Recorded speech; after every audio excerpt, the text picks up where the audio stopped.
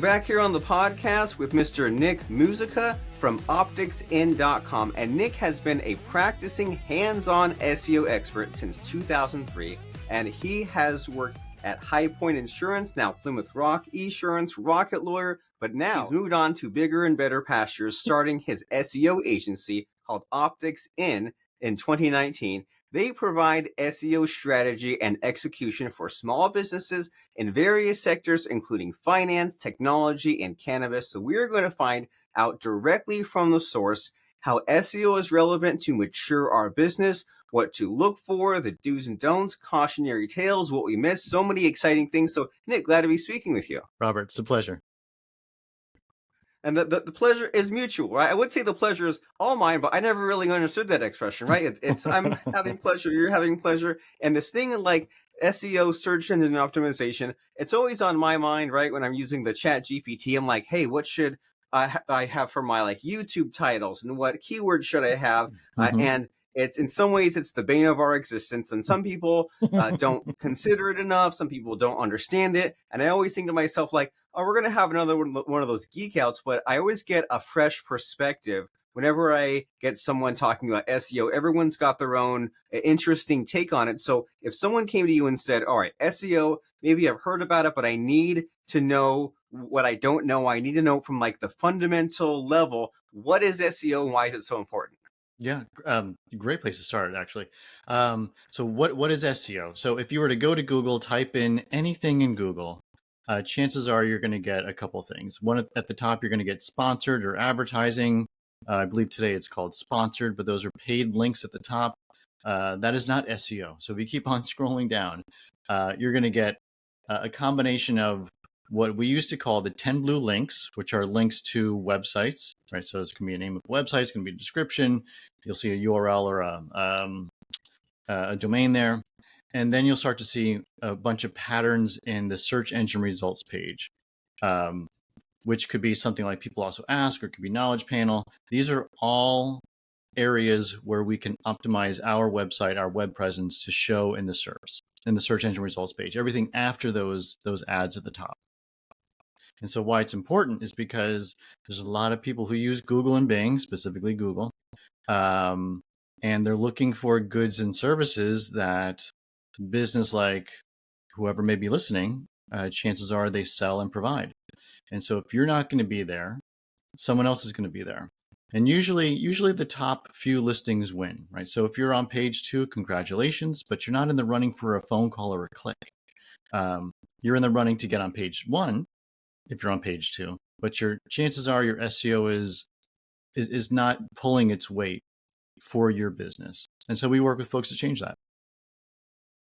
Very nice. And so being on page 2 is not enough. We need to be on page 1 to be in the running. If someone says, I need an estate lawyer now, I need a sprinkler repair company right now, I need an HVAC repair now, are they really going to go to page 3, 4, and 5? Well, maybe if they're desperate, maybe if they've exhausted those first few searches. So we need to be on page 1. And, something that comes up a lot, it seems, when people are having this kind of page 1 conversation is, oh, I want to rank for this, right? I want to rank for this one keyword or these 2 key phrases. And what's always fun about SEO is like the big mass that you build, right? Of all these like long tail keywords or all these kind of buying keywords. And so when someone says, okay, well, I want to be on page 1, and it's got to be this keyword no matter what, like what kind of resistance do you hit? Like what kind of like re-education do you have to give people about like what page 1 means and where they need to be? Yeah, it sort of depends on the client, but at a broad level,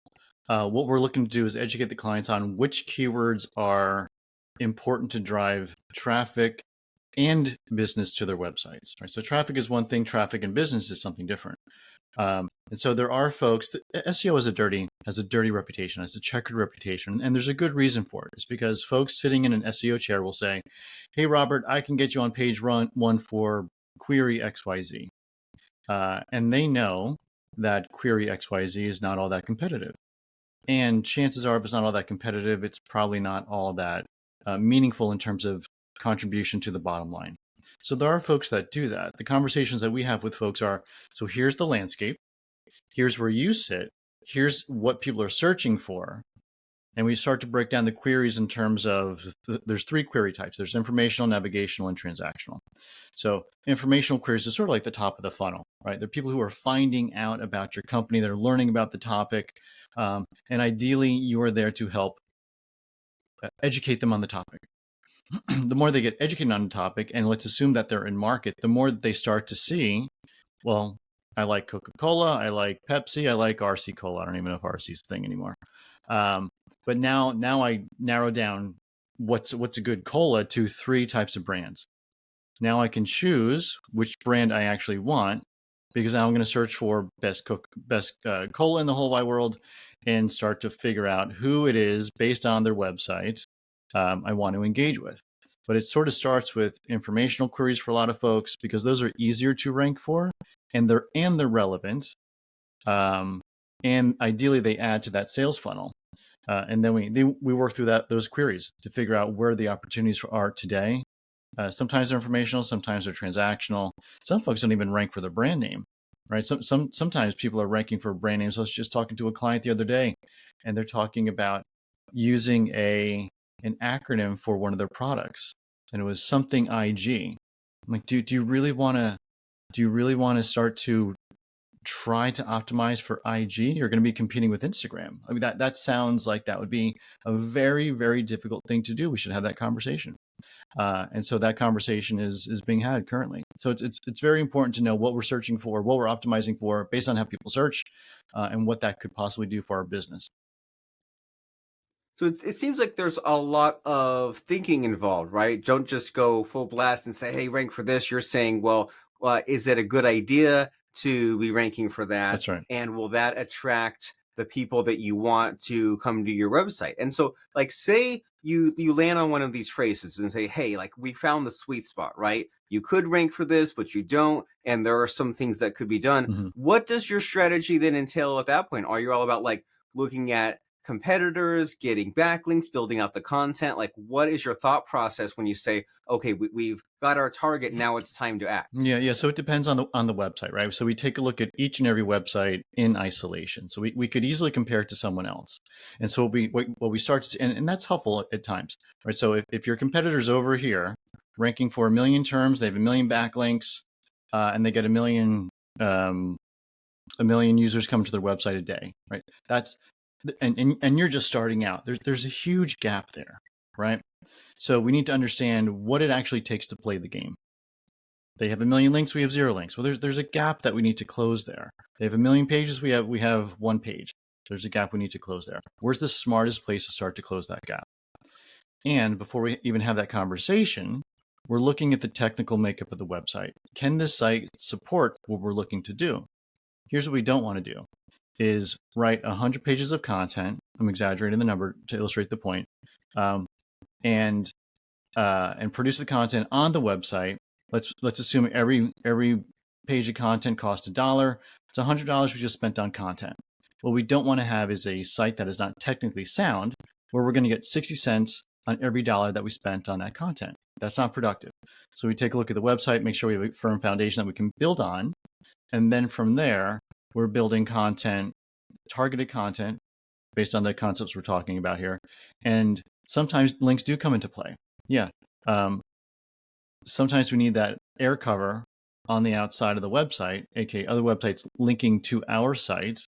That will help us boost from position 4 to position 3, from 3 to 2, from page 2 to page 1, that type of thing. There's only so much you can do on page. Sometimes. If you're not doing anything on page, let's start there. Let's see how far we get. But sometimes we do need that air cover of backlinks. Very logical. You're saying, all right, well, if people are already taking the spots that you want to take, what do they have set up? What do we have set up? What's the gap to be filled there? And perhaps that's content, perhaps that's on-page SEO, perhaps that's the technical side, the load time, mobile responsiveness, etc. Yeah. And then from there, it's like, well, then what kind of backlinks can we add? And so I like your process here, and I like your mindset. And what's always really fun is to jump into the nitty gritty, because I know that you've worked in finance and technology and cannabis, and on your website, which is opticsin.com. That's opticsin.com. That you have all kinds of amazing screenshots of what you Hmm. accomplished. So, what kind of like fun case studies or a success story do you have to share with us? Just kind of showcasing someone had a problem, you jumped in and worked your magic and gave them some amazing results. What comes to mind? Yeah, I mean, we sign NDAs with everyone we work with, or we assume an NDA, right? So we have logos on the site, but we don't get into all of the results of the business. Um, I can say that the process that I just outlined for folks who have never worked on their website, technical content links, and that those three items have been what runs SEO for years and years and years, for as long as it's existed. Those three items have been really the what makes SEO tick. The expression of those things are different throughout time, but everything still falls into those three buckets. We work with folks, like I said, to make sure that we can get those signals correct. And so here's some of the things that we see frequently with folks who are coming into our universe who haven't stepped into SEO. When we start to talk about the technical, we do get some resistance sometimes. It's one of two things. It's either we don't have folks to do the work, or we have folks that are already doing the work. And so here's how that typically plays out is, well, we can't move forward on the content. It's that 60 cents for every dollar that's spent conversation. We can do that. But here's what's likely to occur. We're just not going to get the results that we want. Plain and simple. So let's get a dev resource. Let's work in a staging environment, and then we QA in those staging environments. We roll it forward, and now we can build on top of that environment. For other folks who say it's already covered, chances are the guy or the gal who's building your app or managing your email or put you on a host or all the other technical items that someone in technology is working on, they're just not the ones to work on your SEO. It's just not what they do for a living. And SEO is a very specific lens, right? So I don't go out and replace my roof. That'd be a very bad idea. I could probably rip off some shingles and nail some shingles on there pretty darn well and be proud of myself. But the next time it rains, it's probably going to be a bad idea. And I'll only know it after it rains. So you do want to hire someone, be it an agency or internal candidate, who has experience doing this work, so that they're not learning on the job on your website. You're going for a result, especially if you're hiring an agency. You want someone who's going to get a result for you. So assume that you're not working on your technical today. Assume that it's not being taken care of. That is a way better perspective than I think it is. Probably it's not. Yeah, and it makes sense that, and we've all been there, right? In one context or another, where someone was working on something in our home, in our business, take your pick, where they're working on something and they're not doing a very good job, and we're too afraid to cut them loose because maybe even they don't know where they're at, and maybe they're kind of working slowly, or That's there's right. not really much of a process or documentation. So we need someone who is an SEO specialist or an SEO specialist team, such as Optics In, because they know what they're doing and they can jump in and get some things done and show what's being done and show some results. And it's not just tinkering, it's not just putting around, it's going after some real goals and working on, you said, the technical and the content and the links, and just kind of beefing up these parts of the site that maybe have been on the back burner or maybe have been neglected. And so, like we've said, you work with some of these really cool companies and applied a lot of change for them. And so I'm curious, in the growth of your business, right? We Yeah. all go through these ups and Mm-hmm. downs, and we all go through various struggles of like personnel or our process or our marketing. So do you have anything to share, any insights about your own journey and its ups and downs and transformations, any kind of words or wisdom for other business owners, entrepreneurs? Sure. Um, it's really about prioritization, right? So we're the biggest pain. Here's how I like to function is there's a pain point that exists, but it's not all that painful today, right? It's manageable pain, which means I'm doing it or someone on my team is doing it. At some point, it becomes too much of a pain, and it's too overwhelming for me or one of my team members. And that's when we start to get someone in for that role. We carve because it's big enough now. It's a big enough problem, but sometimes it's just not a big enough problem. People, if you multiply that philosophy out by 10 times, you just potentially hired 10 more people. And then we realize maybe we overhired, right? So we like to make sure it's an actual problem, measure twice, cut once around hiring someone internally or working with a partner on a project. But we're very deliberate, very on purpose in terms of how we fill the gaps and how we address them. We wait until it's a big enough problem to solve before we do something different about it. And that means we're doing the best we can up until that point. It's working. It's just a little painful. And so for other businesses, you may have just gotten an influx of money. Maybe you want to hire 10 folks. Well, there's a lot to be said around good hiring process. There's a lot to be said around getting the right candidates in the door, make sure they gel with your team. And that shouldn't be taken lightly. So that's how we've worked in the past. And I encourage folks that I work with to do similar. Right, like the slow growth and thinking some of these things through, and these are thoughts that I have, and sometimes discussions I have with my team all the time. Like there's the problems. I mean, nothing's ever perfect, right? Yeah. And there's like the Eisenhower square there, where there's the what's urgent and important. That's what we're doing today. Those are the fires we're putting out. But then there's what's important and not urgent, right? That, That's right. well, we need to look into our paid ads, and we need to rebuild the email marketing funnel, or need to work on our follow-up, all these things that need getting to. But you said that there's this thing called prioritization, where there's only so many people on our team, only so many projects we can manage, only so much time in the day. So we need to prioritize and kind of keep things with the controlled chaos, where we're making progress, we're doing amazing things, and we're maybe aware of these problems coming in the future, and we're not waiting until it's too bad, but also saying like, hey, that's something that we can deal with, next quarter, next year. We can revamp the website after we deal with these kind of current pressing issues. That way we're not replicating our mistakes or make the 10 new hires. We don't have something that's completely out of control. And so there's a lot to think about here, right? As far as our business, our websites, or our SEO. But what question do you wish I was asking you right now? What's the hidden missing question in our conversation that I just don't know, because I just met you? Yeah. Here's what I think makes us different from other folks, and I think this is a question to ask whoever you're working with is, well, what exactly are you doing on my website? Because there's an assumption as to what's working on the website and how it's going to impact other things. So we used to get referrals from a web design company, and the reason why we would get referrals from them is because they would build websites for folks, and then they would hand it off and go into production. And then the first thing from the business owner was, I really need help with someone, or I need help on my SEO. It's just not working, right? Like I have a new website, maybe it was a redesign, maybe it's brand new. Either way, it's not working. And our first go-to is to take a look at the website, right? From that technical lens. Is it able to support what we want to support? And that got to feel funny, but I was the only one who felt funny about it. Right, someone pays $10,000, $15,000 for a new website, and the first thing I'm going to go do is open up the hood and see why it's doing what it's doing, because it needs correction. So when you're working with a web agency or an SEO agency, however they build themselves, and we do both, and we did them for a while, but it just made sense to offer web design because we had our own owned and operated properties that we were building specifically in WordPress. And so we figured, well, let's cut out the middleman of this web design, right?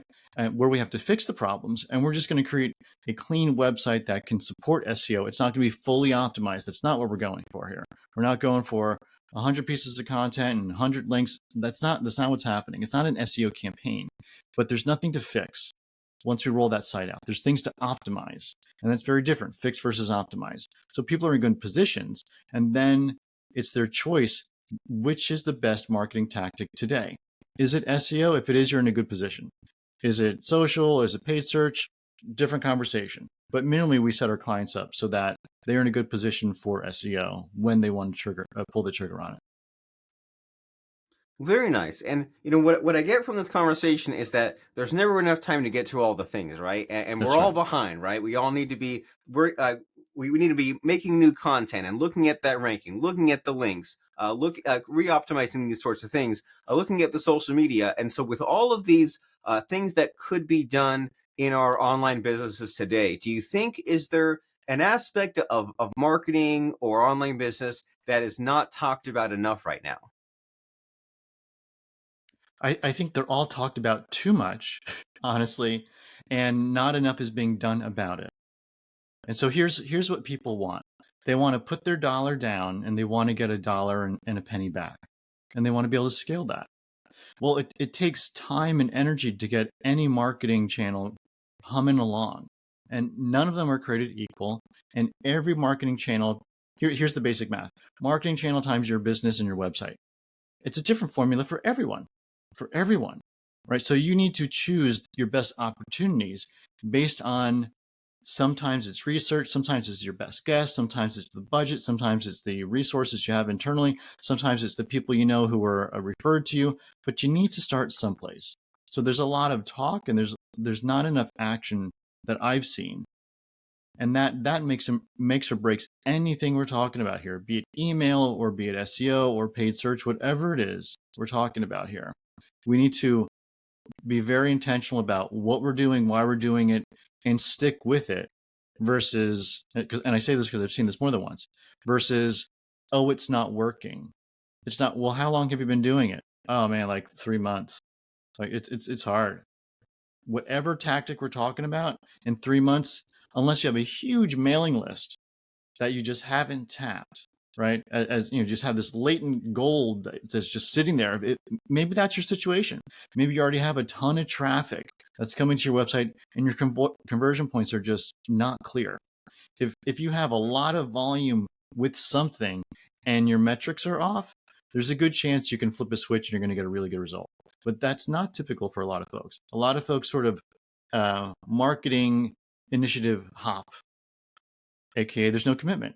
You need to put the work in. There's so much distraction online. I did a thing and now I make $1 million. I have a 30-day course. You too can make $1 million. You know what? When you're done working with all those they're get rich in 30 days programs, chances are they don't work. When you're ready to put the work in and get the results, hunker down into whichever marketing tactic you feel called to do and put the right effort into it. And you got to give it time. You need to make it better. That's why it's called search engine optimization in this case. It's not called search engine perfection. There is no perfection. You're working on your website. Google is doing its thing. Your competitors are doing their thing. It doesn't sit still.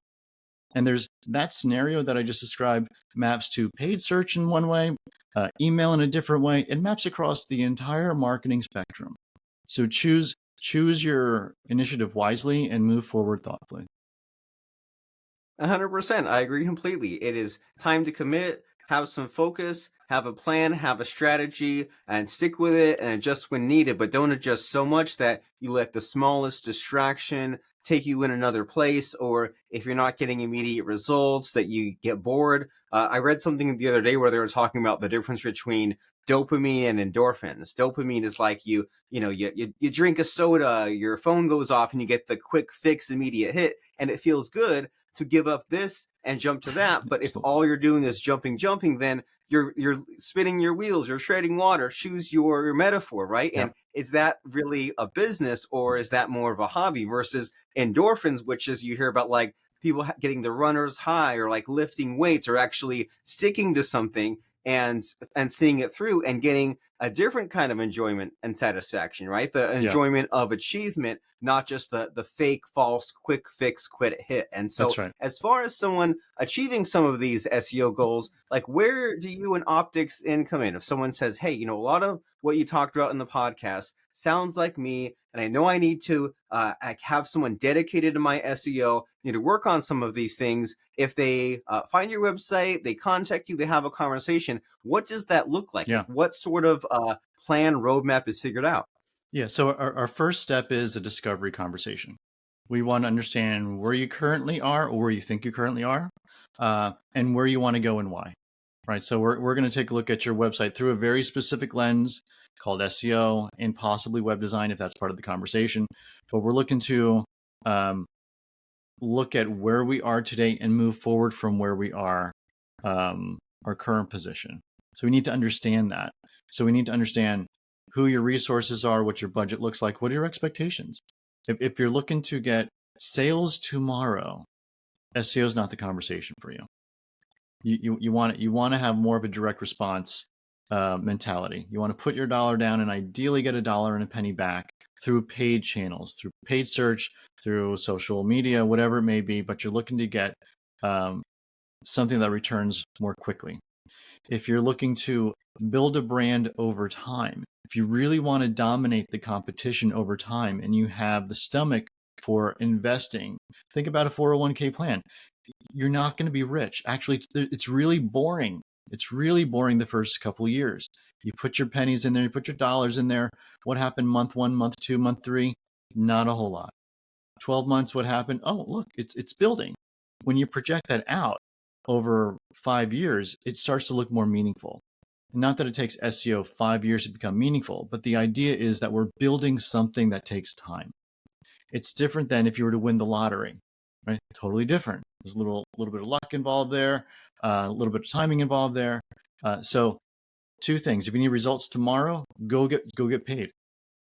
Ideally, you have a budget. Use a paid channel. If you want to build a brand for the long term, SEO is a great way to do it.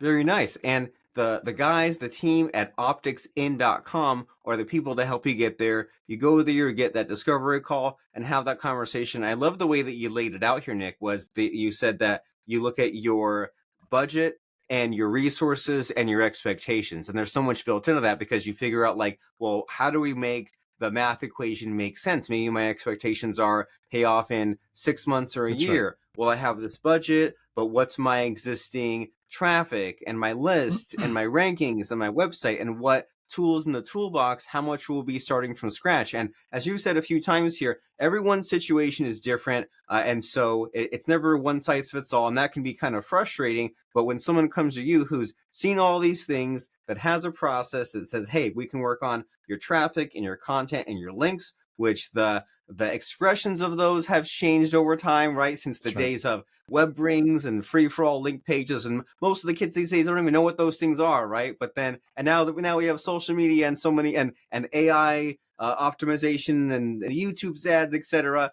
Well, all these amazing tools, but it's still those same fundamentals, right? Traffic, content, and links. That's right. And if you've been trying to navigate this and you've been frustrated, maybe it's because you're in some other business, right? You're an attorney and you say, oh, but I have to do SEO on the side, or you're a contractor, SEO on the side. It seems ridiculous. You might as well be hammering the nails into the shingles of your roof. You think it's working great now, then it rains, then you have the leaky roof. And so avoid the leaky roof. Have Nick and his team at opticsin.com look at your situation, talk to you, formulate a plan. They can get to work and they can get you on this slow and steady path towards better SEO and better rankings, better backlinks, better traffic, and more of the people that you want to come to your site, and less of the guesswork and less of crossing your fingers and hoping, actually building a real solid, stable business. And so as people are heading to opticsin.com, Nick, it's time to kind of get the last word from you, so to speak. So do you think there's either anything that we left out of our conversation, or do you have a fun quote or lesson that has served you in the past that you can pass on to us? But let's go with a lesson. And this applies to every business that's online. Right? So I've seen SEO used not just as a business, a marketing tactic, but as a business strategy. And I've seen other people do the same thing with social media. I've seen email, and you can burn your email list in social media, Facebook, Instagram, whatever we're talking about. They can change their algorithm, or you can post something and you get banned. There's every marketing tactic has its weaker spots. For Google, the algorithm can change too. It's been a wonky couple of years for folks who are affiliates and who are small publishers. It's been a very wonky time for them. A lot of them went missing. For folks who have, I wish I had a better phrase for it, legitimate businesses and services, lawyers, right? Accountants, cannabis, specifically dispensaries, things of that nature, or products online, e-commerce.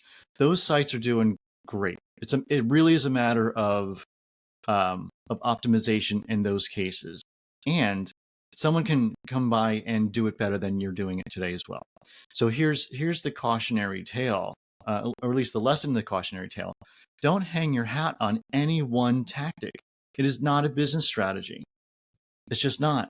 If you're putting all your eggs into the Instagram, Facebook bucket, basket, I guess would be the better word to use, and they change their algorithm, you can literally lose your business overnight. Same thing can happen with SEO. If you were a small publisher and doing great 18 months ago, there was an algorithm change. You're probably not doing great anymore. You may have lost your business. Email.